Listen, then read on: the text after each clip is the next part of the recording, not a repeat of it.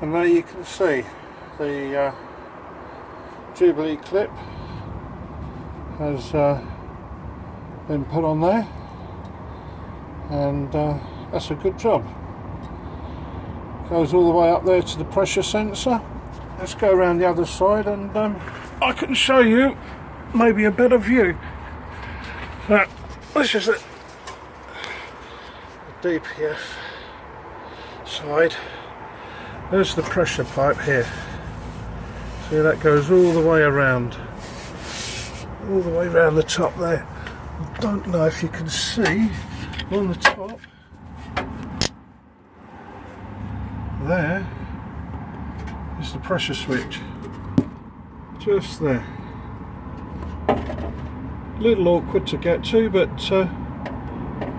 that's the beauty of a Renault. So I'll just get that really close, make sure you can get a good look. Coming back now, and yeah, job's a good one. That's all, folks.